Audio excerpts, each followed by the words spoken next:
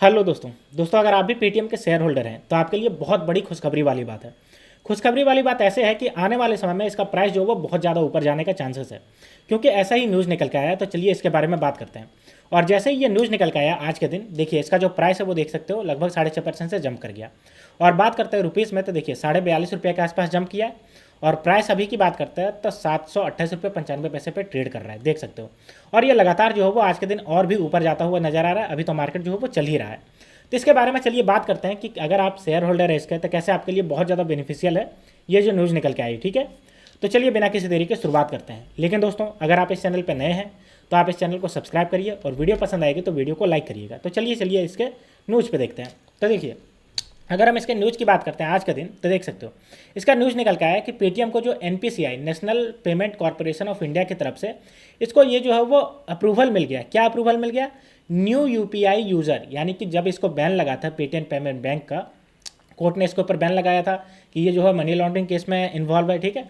तो सरकार ने इसके ऊपर बैन लगाया था, तो उसके बाद से अब जा करके इसको अप्रूवल मिल गया कि न्यू यूपीआई यूज़र को ये जो है वो ऑनबोर्ड कर सकती है। अब जाहिर सी बात है नए यूपीआई यूजर इसमें आएंगे तो इसका यूजर बेस बढ़ेगा, और यूजर बेस बढ़ेगा तो इसका प्रॉफिट जो है वो बढ़ेगा।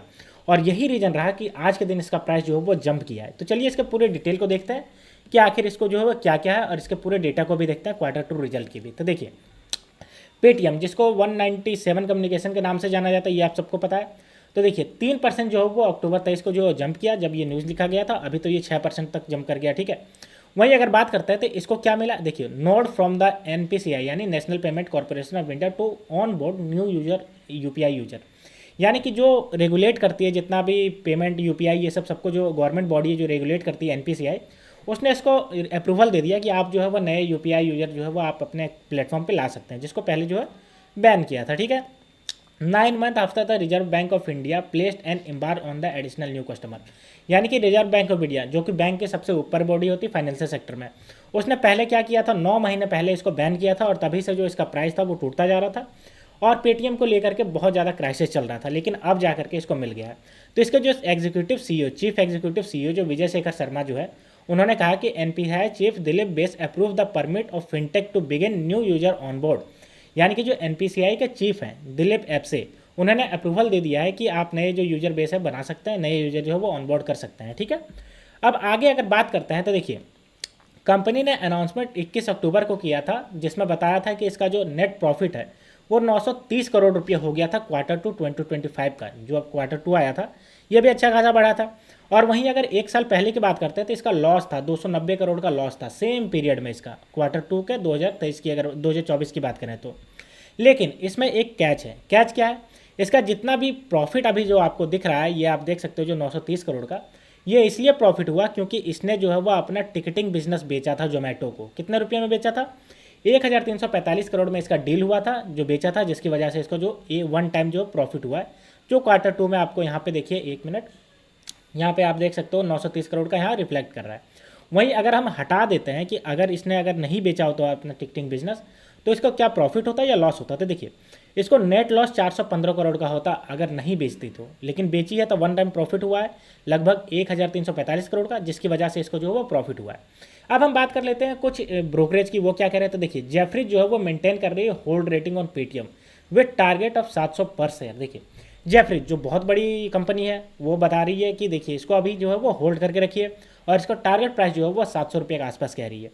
वहीं बताएं इसका तो क्वार्टर 2 का एबिटा अगर लॉस की बात करते हैं तो 13% से क्वार्टर जो है वो रिडक्शन हुआ है, यानी कि कमी आई है इसके एबिटा में।